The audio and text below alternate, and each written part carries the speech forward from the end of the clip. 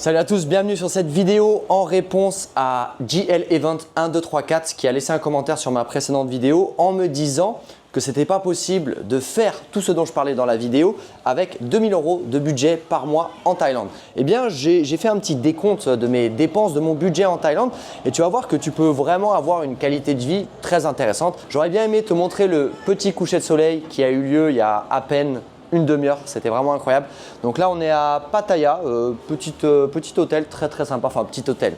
Budget mensuel à Bangkok, donc moi je vis à Bangkok à plein temps, sauf quand je voyage un peu comme actuellement. Donc déjà moi je paye 500 € de loyer. 500 € de loyer, il faut savoir que je vis dans un condo, donc une résidence qui a été livrée en 2023, qui fait partie d'une franchise.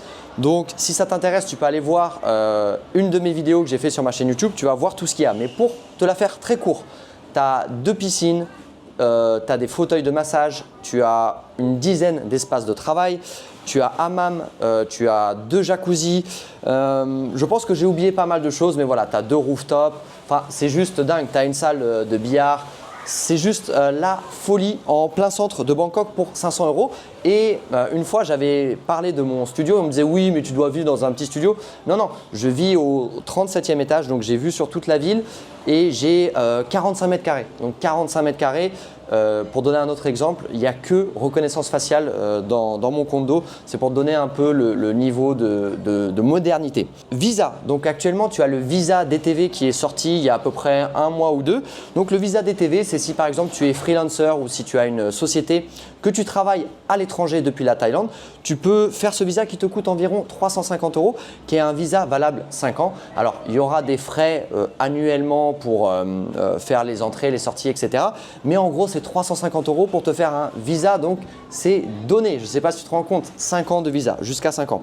Ensuite, assurance santé, parce que souvent, quand tu vis à l'étranger, la première des remarques, c'est oui, bah, tu seras bien content de rentrer pour la carte vitale. Enfin voilà, ça c'est vraiment les commentaires qui me font bien marrer.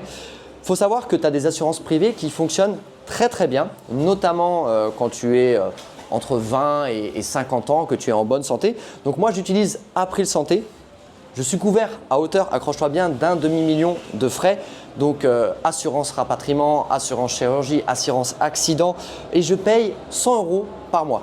Donc cette assurance santé, elle couvre vraiment beaucoup de choses. Je pourrais te faire toute la liste de ce qu'elle couvre, mais je peux t'assurer que même en cas de gros pépins, eh bien, je suis couvert.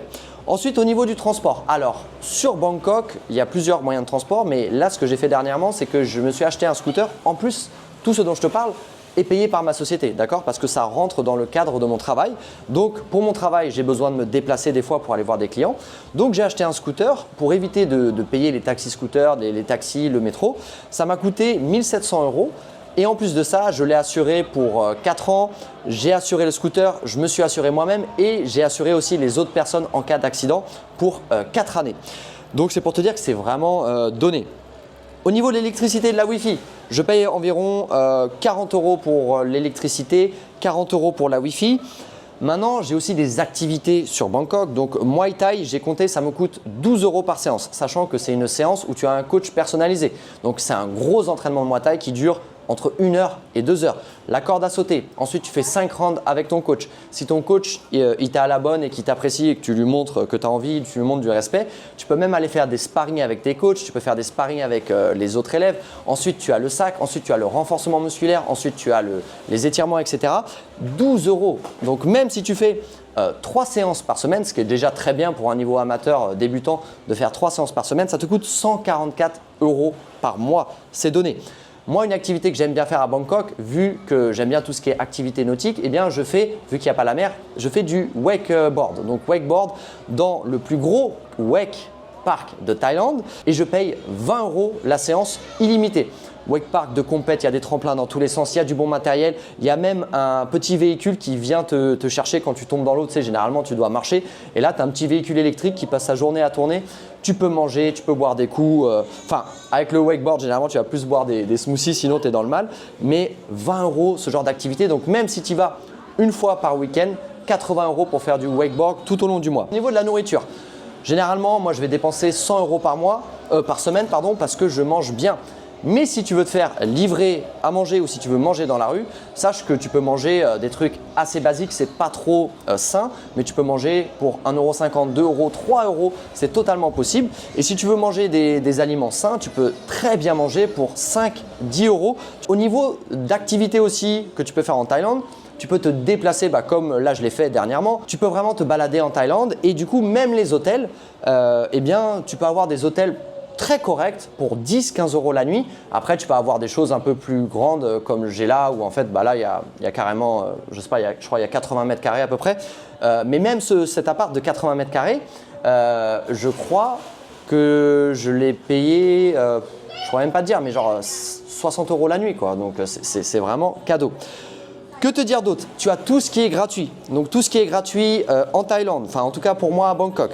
Gym, piscine, jacuzzi, hammam, espace de travail, cinéma privé, bureau. À chaque fois que j'ai des amis qui viennent me rendre visite en Thaïlande, déjà ils hallucinent. Parce qu'en fait sur la vidéo c'est quelque chose, mais quand tu débarques dans mon condo, les gens ils hallucinent. Et tu peux rester dans mon condo. Généralement c'est ce que je propose à mes amis ou à ma famille de faire avant qu'on voyage en Thaïlande. Je leur dis restez 4-5 jours. Et au début, ils se disent oui, mais je ne veux pas rester à Bangkok. Et en fait, tu t'éclates parce que l'après-midi, quand il fait trop chaud, tu es à la piscine, au jacuzzi, petit cinéma, etc. Et puis vers 15, 16, même 17 heures, quand il commence à faire plus frais, et bien là, tu explores Bangkok. Il y a aussi beaucoup d'avantages parce qu'en fait, en France, il y a tellement de taxes partout. Je ne te parle même pas d'impôts sur le revenu et tout, mais par exemple, moi, pour mon logement, tu as 0 taxe. Tu payes ton loyer, c'est terminé, basta. Donc en fait, tu payes ton loyer, ta Wi-Fi, ton électricité, ça y est, c'est fini, tu n'as pas 50 trucs. Je sais que souvent, on va dire oui, mais tu es tout seul. La santé, la santé, je te l'ai expliqué, tu as des assurances privées et tu peux, si vraiment tu veux te blinder, tu as des assurances privées à 200, 250 € par mois qui te couvrent, mais vraiment de tout. Ça dépend de ton âge, ça dépend si tu as des problématiques ou pas. Un autre argument qui vient souvent quand tu parles du coût de la vie en Asie, c'est oui, mais tu es tout seul si tu as une famille. Figure-toi que tu as énormément d'écoles privées, par exemple à Bangkok, qui sont totalement abordables et je me suis renseigné, qui sont vraiment de bonnes écoles, on va dire correctes. Ce n'est pas le premium, ce n'est pas des écoles internationales américaines, etc. Mais tu as des écoles privées pour tes enfants qui sont tout à fait correctes, sachant que au départ, tes enfants, ils ne vont pas à l'école. Donc pendant plusieurs années, tu vas vraiment gagner de l'argent et du temps. Pourquoi? Parce qu'il faut savoir qu'en Thaïlande, pour 150, 200, 250 €, 300 €, ça dépend combien tu veux payer, tu peux avoir ce qu'on appelle des maids, des nounous, donc c'est-à-dire du personnel de maison qui va s'occuper de garder tes enfants, qui va s'occuper de faire le ménage, la cuisine. Et donc en fait, toi, tu vas vraiment pouvoir focus. C'est pareil à Dubaï. En fait, c'est pareil dans tous les pays de service. Nous, on n'a plus ça en France. Du coup, on n'imagine même pas que c'est possible. C'est même un peu mal vu alors que c'est pas mal en soi. Au contraire, tu donnes du travail et généralement, les maids, elles sont très contentes de travailler pour ce qu'on appelle des bonnes familles. C'est des familles qui payent bien. C'est des familles qui vont par exemple donner des bonus pour les jours fériés, pour les Noëls, etc. Bref, tu peux avoir vraiment une qualité de vie incroyable, abordable. Encore une fois, une maid, tu peux l'avoir à 150, 200 € par mois et elle va vraiment te faire gagner du temps sur les tâches ménagères, elle va pouvoir s'occuper des enfants, etc. Après, tu peux la payer plus. Moi, je sais que quand j'étais à Dubaï, tu avais beaucoup de familles françaises qui payaient 2 fois, 3 fois le salaire mensuel qui se faisait sur le marché parce qu'ils avaient bon cœur. Voilà. Tout ça pour te dire qu'avec 2000 € par mois, tu peux avoir une qualité de vie incroyable en Thaïlande. Et il y a quelque chose que je voudrais rajouter, c'est qu'en plus, la plupart des choses que je t'ai énumérées, parce que moi, je suis dans une configuration business en ligne, c'est ça que je fais à l'étranger, il faut savoir que, par exemple, mon appart, mes factures, mon scooter, mes voyages d'avion, tout ça, ça passe sur ma société. C'est tout à fait normal, c'est tout à fait légal parce qu'en fait, ça rentre, par exemple, mon appartement, c'est l'endroit où je travaille exclusivement. Donc, c'est mon bureau. Internet, je l'utilise. L'électricité, je l'utilise. Mon scooter, je l'utilise. Tout cela, je l'utilise pour mon travail. Donc, c'est tout à fait normal que ma société prenne ça en charge. Une fois que tu touches des revenus et que tu as payé bien évidemment les frais, la TVA, etc., tant que l'argent ne sort pas de ta société, en fait, il n'est pas imposé. Donc ça, c'est vraiment la configuration ultime. Deuxième chose, on pourrait se dire que ok, tu es à l'étranger, tu profites, tu es expatrié, mais le futur, figure-toi que moi j'ai eu un avantage, à mon petit niveau bien sûr, aucune prétention dans tout ce que je te dis, c'est que j'ai eu l'avantage de m'expatrier très jeune, d'être immigré, appelle ça comme tu veux, c'est pareil. Moi ce qui compte, c'est ce que tu fais au quotidien dans ta vie, les mots ont peu d'importance. Vu que j'ai compris que j'allais pas avoir de retraite, que je ne cotisais pas à tout ce qui est retraite française, enfin voilà, je suis déconnecté, à part le passeport français, j'ai rien à voir avec la France. Du coup, j'ai investi très tôt, pas un peu tard, mais on va dire que j'ai investi dès que j'ai pu le faire. Et c'est bien parce que je me suis rendu compte qu'en fait, en France, on te dit, bah voilà, tu vas avoir la retraite à 55 ans, 60, 65 ans et c'est super tard. Alors que si tu investis dans des choses très simples, un peu d'immobilier, ton cash, ceci n'est pas un conseil en investissement, mais un peu d'immobilier, peut-être, je sais pas, des SCPI si tu veux pas te prendre la tête, peut-être tu peux faire de la courte durée, bien sûr tu peux investir sur les actions, le SP500, des choses très basiques et que tout anglais fait, parce que ce n'est pas le système de répartition, tout américain, ce dont je te parle, il le fait, tout le monde le fait, il y a une éducation financière là-dessus. Et donc ce que je veux dire, c'est que même si tu as un budget de 2000 € par mois pour vivre en Thaïlande, ça va te permettre de préparer le futur, d'investir et ça ne veut pas dire que tu es un redneck et que tu vis au jour le jour et on verra bien et que tu vas rentrer voilà, comme un mec au RSA en France. Pas du tout.